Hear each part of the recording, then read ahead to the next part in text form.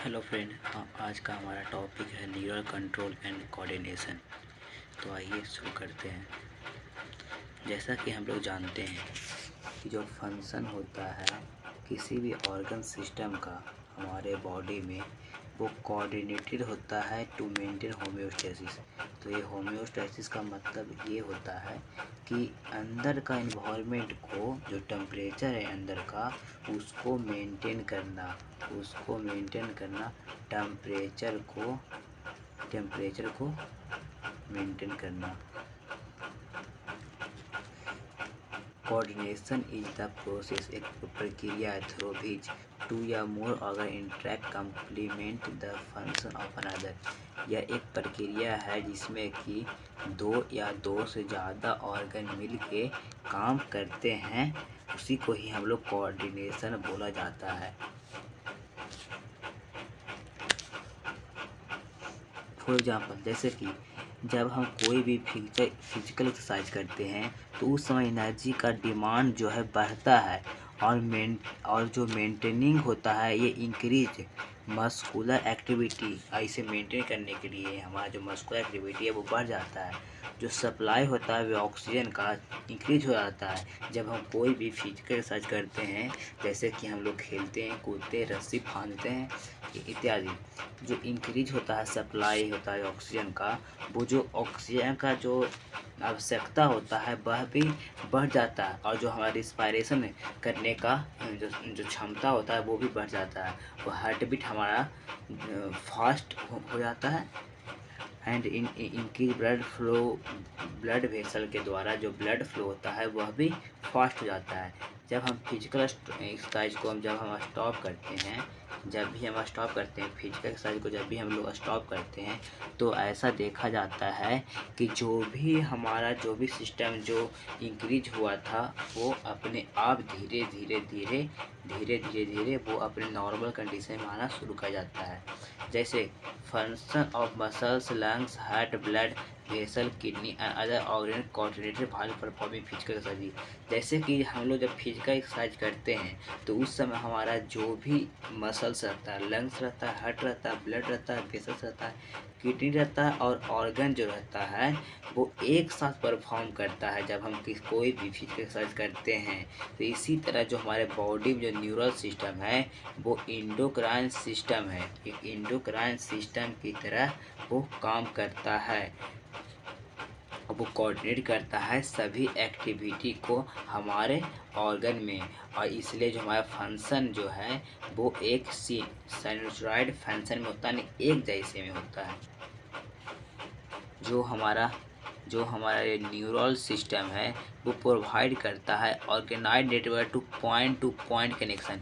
ये point to point connection कहने का मतलब क्या हुआ कि जो हमारा न्यूरॉन है वो हमारा सभी जगह सेल टू सेल, न्यूरॉन जो है, ये जो नर्वस सिस्टम जो है वो जो हमारा क्या चीज़ सेल टू सेल तक पहुंचा हुआ है, सेल टू सेल तक पहुंचा हुआ है।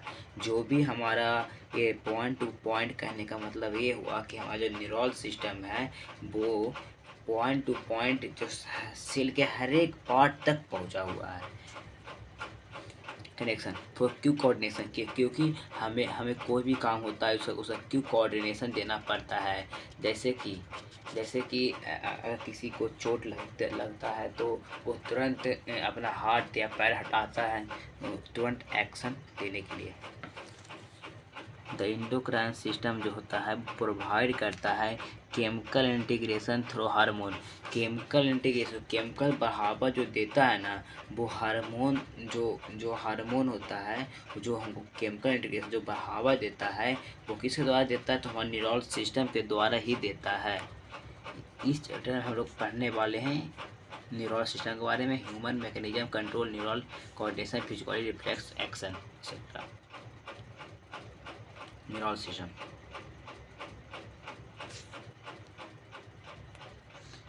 जो हमारा न्यूरल सिस्टम है ऑफ एनिमल को, वो कंपोज होता है highly specialised cell called neurons. Highly specialised cell से न्यूरॉन से बना हुआ होता है हमारा न्यूरल सिस्टम है। और ये जो न्यूरॉन्स है ये जो न्यूरॉन्स है इसके पास यह क्षमता होता है कि इसमें नो डिवीजन, इसमें कोई भी डिवीजन नहीं होता है, इसमें कोई भी डिवीजन नहीं होता है, क्योंकि इसके पास डिवीजन नहीं होने का सबसे बड़ा कारण यह है कि जो इसके पास सेंट्रियोल नहीं होता। इसके सेल के जो न्यूरॉन के जो सेल हैं, इस न्यूरॉन के सेल के पास सेंट्रियोल नहीं होते हैं, सेंट्रियोल नहीं होते हैं। वो जब सेंट्रियोल नहीं होते हैं तो वो अपने स्पिंडल फाइबर्स से जो अटैच नहीं हो पाते, वो नहीं बना पाते हैं, इसीलिए वहाँ पर कोई भी डिवीजन देखा नहीं जाता है।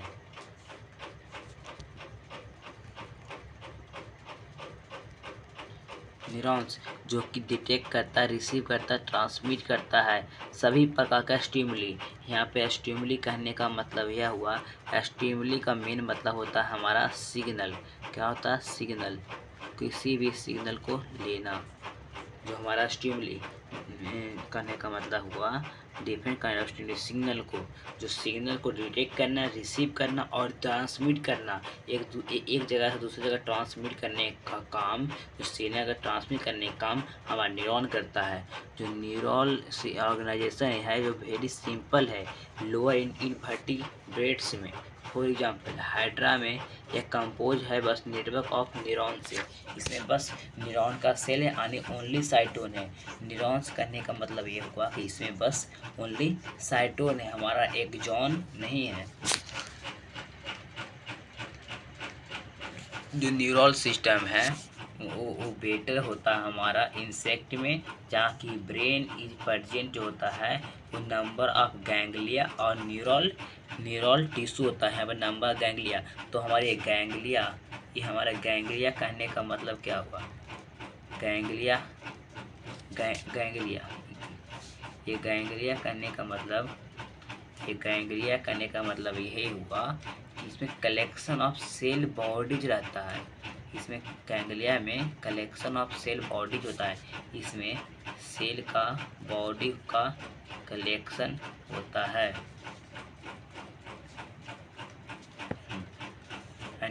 The vertebrate has more developed neural system. जो वर्टिब्रेट होता है उसके पास ज़्यादा डेवलप्ड न्यूरल सिस्टम होते हैं।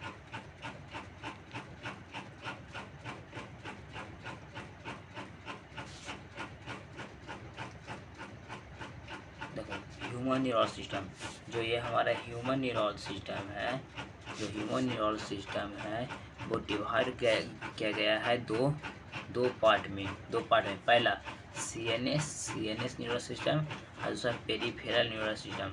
सीएनएस और पेरिफेरल न्यूरल सिस्टम, ये जो हमारा सीएनएस में जो है ब्रेन प्लस स्पाइनल कॉर्ड आता है। पेरिफेरल न्यूरल सिस्टम में हमारा एएनएस और एसएनएस आता है। ऑटोनोमिक न्यूरल सिस्टम आता है, स्केलेटल न्यूरल सिस्टम आता है। जो सीएनएस होता है उसके पास ब्रेन और स्पाइनल कॉर्ड होता है, और यह एक जरिया, एक साइट है, एक प्लेस है जहाँ पर जो इन्फॉर्मेशन का प्रोसेसिंग होता है, कंट्रोल होता है। और जो हमारा पीएनएस है वो कंप्रोमाइज करता है सभी तरह के नर्व से। Body of CNS, brain and spinal cord, the nerve fibre PNS.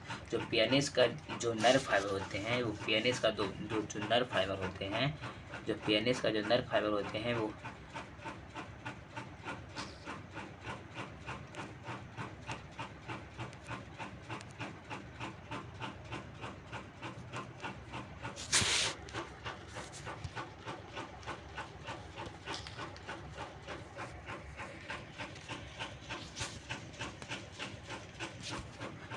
जो हमारा जो सीएनएस होता है, जो हमारा पीएनएस होता है, वो डिवाइडेड है दो पार्ट में, अफेरेंट और इफेरेंट। अफेरेंट फाइबर में क्या होता है, जो सिग्नल का ट्रांसमिशन होता है, जो हमारे बॉडी पार्ट से ब्रेन तक होता है। अफेरेंट मतलब क्या हुआ? अबे। अफेरेंट का मतलब हुआ अबे, दूर ले जाना। कहाँ से दूर ले जाता है? हमारे स्किन या किसी भी बॉडी पार्ट से हमारे स्किन हमारे स्किन या किसी भी बॉडी पार्ट से यह हमारे मैसेज को ले जाता है हमारे ब्रेन तक। इफेरेंट फाइबर इसका जस्ट उल्टा होता है, जो कि हमारा कोई भी सिग्नल को ले जाता है हमारा ब्रेन से लेके हमारे ब्रेन से लेकर हमारे किसी भी बॉडी पार्ट ऑर्गन में ले जाता है।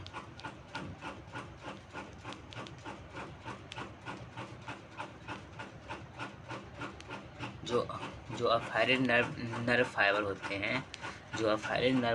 हैं वो ट्रांसमिट करते हैं इम्पल्सेस को टिश्यू ऑर्गन टू सीएनएस। जो अफेरेंट है वो नर्व फाइबर ट्रांसमिट क्या करते हैं इम्पल्सेस को, कहाँ से, तो टिश्यू या ऑर्गन से सीएनएस तक, सीएनएस यानी हमारा सेंट्रल नर्वस सिस्टम यानी हम ब्रेन तक।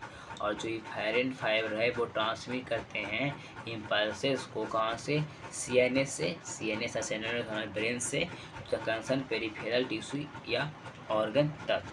पीएनएस है वो डिवाइडेड किया गया है दो टाइप में। कौन कौन, somatic neural system, autonomic neural system. Somatic neural system और एक ऑटोनोमिक न्यूरल सिस्टम। तो सोमैटिक न्यूरल सिस्टम में क्या होता है कि यह जो हमारा मैसेज को सोमैटिक न्यूरल सिस्टम जो है impulses from CNS to the skeletal muscle. Somatic neural system जो है वो हमारे मैसेजेस को कहाँ से, तो हमारे सीएनएस यानी हमारे ब्रेन से ले जाते हैं हमारे स्केलेटल मसल के पास। और जो हमारा ऑटोनोमिक न्यूरल सिस्टम है जो एएनएस है वो कहाँ से ले जाता है, तो वो हमारे स्केलेटल मसल हमारे ब्रेन से ले जाता है हमारे इनवॉलेंट्री ऑर्गन करने का मतलब यह हुआ कि ऐसा ऑर्गन जिससे हम कंट्रोल खुद ब खुद नहीं कर सकते, वो अपने उसको हम खुद ब खुद कंट्रोल नहीं कर सकते हैं, उसे इनवॉलेंट्री ऑर्गन से हमारा क्या हो गया, हमारा हार्ट हो गया, लंग्स हो गया, यही सब।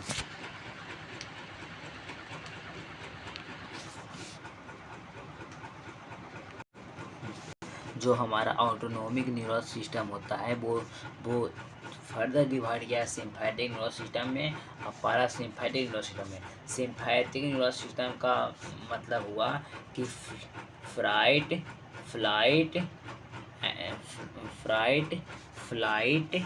एंड और फाइट। तो सिम्पैथिक न्यूरल सिस्टम क्या होता है, जब भी आप डरते हो तब डाइजेस्टिव जूस निकलना बंद हो जाता है। अगर आप फ्राइट हुए तो आपके अंदर उस कुछ क्षण के लिए डाइजेस्टिव जूस निकलना बंद हो जाएगा, मतलब पेनक्रियाटिक जूस का इनहिबिट हो जाएगा, तो वो हमारे किसी सिम्पैथिक न्यूरल सिस्टम के अंदर आ जाएगा। पैरासिम्पैथिक न्यूरल सिस्टम क्या होता है, रेस्ट या डाइजेस्ट। क्या होता है, रेस्ट या फिर डाइजेस्ट। जब अभी आप खाना को डाइजेस्ट कर रहे हो तो वो पैरासिम्पैथिक न्यूरल सिस्टम होता है। अगर आप यूरिन निकालते हो तो उसे रेस्ट करके निकालते हो तो वो पैरासिम्पैथिक न्यूरल सिस्टम में आएगा।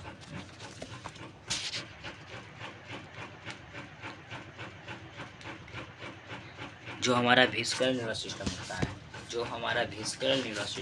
है तो वो इसमें कहा जा रहा है कि वह पार्ट है हमारा पीएनएस का। किसका, पीएनएस का, पेरिफेरल न्यूरल सिस्टम में। पेरिफेरल न्यूरल सिस्टम के अंदर किसमें हमारा, तो एएनएस में, ऑटोनोमिक न्यूरल सिस्टम में। इसमें क्या होता है कि यह जो हमारे मैसेज को या इम्पल्सेस को हमारे ब्रेन से बॉडी पार्ट तक और बॉडी पार्ट से ब्रेन तक ले जाता है, हमारे इंटरनल ऑर्गन, हमारा ब्रेन से इंटरनल ऑर्गन तक, इंटरनल ऑर्गन से ब्रेन तक। बस अब आगे